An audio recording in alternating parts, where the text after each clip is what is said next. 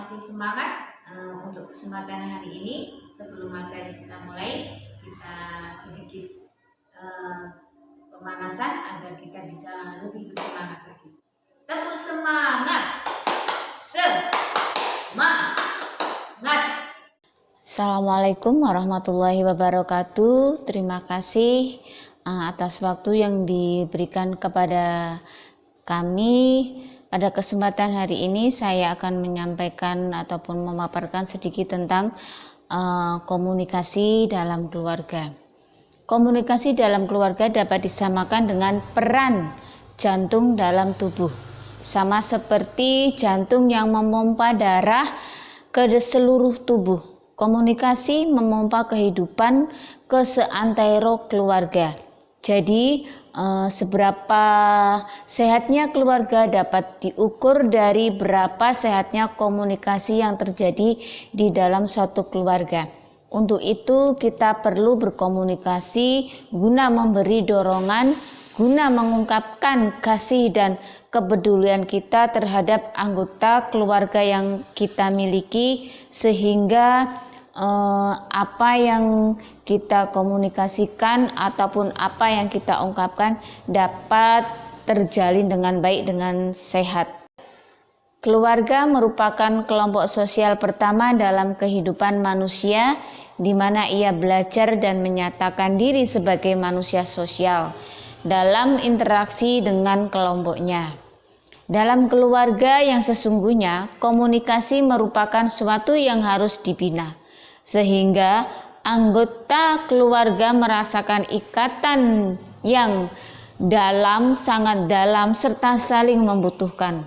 Keluarga merupakan kelompok primer paling penting dalam suatu masyarakat yang terbentuk dari hubungan seorang laki-laki dan seorang perempuan.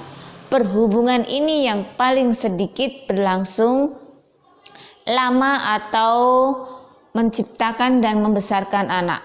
Keluarga dalam bentuk yang murni merupakan kesatuan sosial yang terdiri dari ayah, ibu, dan anak. Komunikasi keluarga adalah suatu pengorganisasian yang menggunakan kata-kata, sikap tubuh atau gestur, intonasi suara, tindakan untuk menciptakan atau harapan imajinasi, ungkapan perasaan, serta saling membagi pengertian. Dilihat dari pengertian di atas bahwa kata-kata, sikap tubuh, intonasi suara, dan tindakan mengandung maksud yang mengajarkan, mempengaruhi, dan memberikan pengertian. Sedangkan tujuan pokok dari komunikasi adalah memprakarsai dan memelihara interaksi antara satu anggota dengan anggota yang lain, sehingga tercipta komunikasi yang efektif. Komunikasi dalam keluarga juga dapat diartikan sebagai persiapan membicarakan dengan terbuka setiap hal yang terjadi dalam suatu keluarga, baik yang menyenangkan ataupun yang tidak menyenangkan. Juga siap menyelesaikan masalah-masalah dalam keluarga. Pembicaraan yang dijalani dalam keluarga dilakukan dengan kesabaran, kejujuran, dan keterbukaan. Terlihat dengan jelas bahwa dalam keluarga adalah membicarakan hal-hal yang terjadi pada setiap individu. Komunikasi yang dijalin merupakan komunikasi yang dapat memberikan suatu hal yang dapat diberikan kepada setiap anggota keluarga yang lainnya. Dengan adanya komunikasi, permasalahan yang terjadi di antara keluarga dapat dibicarakan dengan mengambil solusi yang terbaik. Komunikasi juga merupakan suatu hal yang penting yang dibutuhkan dalam suatu keluarga. Bukan tanpa alasan, keluarga menjadi kelompok sosial pertama dan tempat belajar sebagai makhluk sosial. Karakter anak pun dapat terbentuk dari komunikasi tersebut. Apakah pribadinya bisa lebih terbuka, fleksibel, ramah, dan memiliki karakter. Penting untuk orang tua dalam memberikan komunikasi yang efektif agar anak lebih bertanggung jawab. Seberapa penting sebuah komunikasi efektif? Berikut ini adalah ulasan yang dapat saya sampaikan agar dapat bisa membantu daripada saudara-saudara yang memiliki satu keluarga yang kemungkinan memiliki komunikasi yang kurang terjalin dengan baik. Dengan menjaga komunikasi, maka secara tidak langsung dapat membangun kejujuran pada anak. Bila keluarga secara aktif membuka percakapan, dan anak akan cenderung nyaman mengungkapkan perasaannya dengan jujur. Dengan menjaga komunikasi, maka akan mencegah konflik. Komunikasi bisa mencegah adanya kekerasan yang terjadi dalam suatu keluarga. Jadi, ketika terjadi konflik, anggota keluarga, terutama orang tua, akan terbiasa menyelesaikan permasalahan dengan diskusi bersama. Dengan komunikasi juga akan mencegah bullying. Bullying pun dapat dicegah bila ada keterbukaan antara orang tua, anak, dan anggota keluarga yang ada dalam keluarga tersebut. Biasanya anak yang menjadi korban sering menutup diri.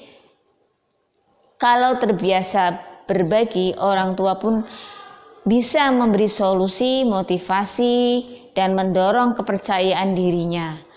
Dengan komunikasi, maka setiap anggota keluarga akan terbiasa mendengar, akan biasa terbuka, akan terbiasa menjalin komunikasi.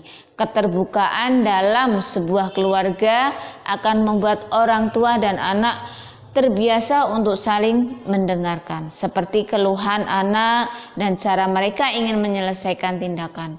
Secara tidak langsung, orang tua berkomunikasi bahwa mereka layak mendapatkan perhatian. Mulailah berbagi cerita antara anak dan orang tua. Orang tua diharapkan berbagi tentang nilai dan pengalaman mereka dengan cara yang menarik, seakan-akan bercerita dengan teman, namun tetap dengan sedikit memberikan nasihat kepada sang anak. Setiap hari anak dan orang tua harus saling berbagi cerita, baik tentang hari mereka, perasaan mereka, ataupun hal-hal kecil yang dialami seorang anak ataupun orang tua. Penting untuk menyuarakan pikiran, perasaan yang sedang dirasakan.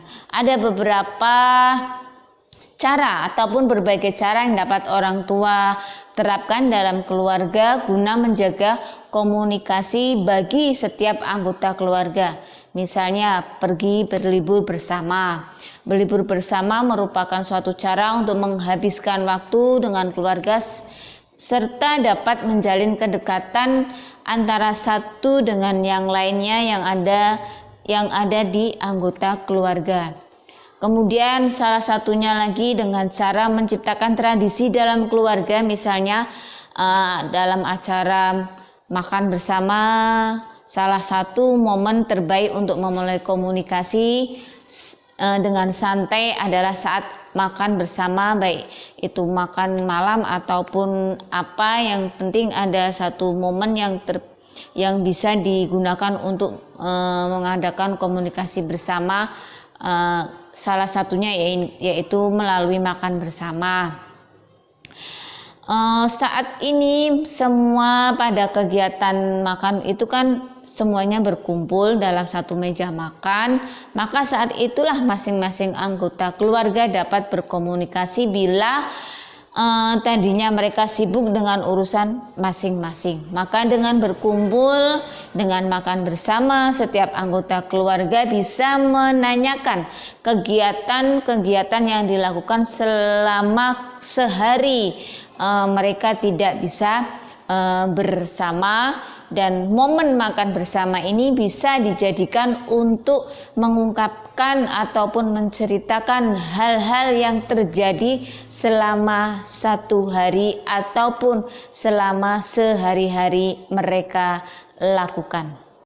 Yang ketiga, salah satunya yaitu memanfaatkan teknologi yang berkembang pada saat ini. Walaupun masing-masing anggota keluarga sibuk dengan kegiatannya masing-masing, orang tua tetap bisa melakukan komunikasi dengan memanfaatkan kecanggihan teknologi saat ini. Semisal dengan atau video call, orang tua dapat memantau kegiatan yang dilakukan anak. Dengan menonton bersama dapat menciptakan kedekatan juga dengan anak. Kemudian salah satunya lagi yaitu melalui menjalin komunikasi secara positif antara keluarga dengan menerapkan dalam kehidupan sehari-hari melalui sifat empati yang dimiliki anggota keluarga, yang dimiliki orang tua kepada anak-anak, di mana seorang orang tua mampu menempatkan perasaannya apabila anak itu mengalami suatu permasalahan, dan begitu juga seorang anak memiliki empati kepada orang tuanya, sehingga antara anak dan orang tua ini bisa terjalin komunikasi dengan baik. Yang kedua yaitu dengan responsif, yaitu bersifat menanggapi apabila terjadi permasalahan, baik itu yang dialami orang tua ataupun yang dialami orang anak. Sesama anggota keluarga harus bisa menjadi seorang yang responsif, yaitu menanggapi tergugah hatinya dan memberikan tanggapan kepada permasalahan yang terjadi, tidak hanya masa bodoh. Kemudian dengan juga pesan positif, komunikasi yang terjalin itu harus bisa mampu mengembangkan potensi positif yang dimiliki melalui pesan yang membangun, memotivasi, dan menguatkan keyakinan. Juga dapat dalam berkomunikasi ini bisa terbangun dengan baik, yaitu dengan terjadinya saling terbuka dan terpercaya. Komunikasi bersifat dua arah, tidak hanya mementingkan salah satu anggota keluarga saja. Jadi komunikasi yang baik itu membangun komunikasi yang dua arah. Anak bisa mengungkapkan perasaan ataupun pendapatnya, dan orang tua harus bisa mampu menanggapi ataupun memberikan motivasi yang baik untuk anak. Kemudian juga seorang orang tua harus menjadi pendengar aktif, di mana dimaksud dengan pendengar aktif yaitu jadilah pendengar yang baik dan aktif, menegaskan apa yang disampaikan anak kepada kita sehingga tidak terjadi kesalahpahaman ataupun salah miskomunikasi.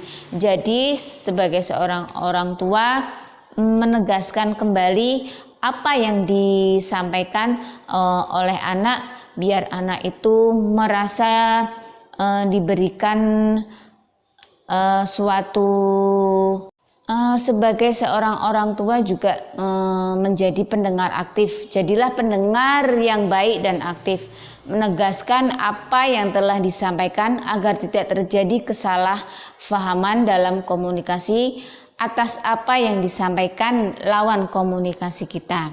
Juga dengan komunikasi optimistik, yaitu komunikasi yang mendorong anak berpikir penuh harapan dan optimis.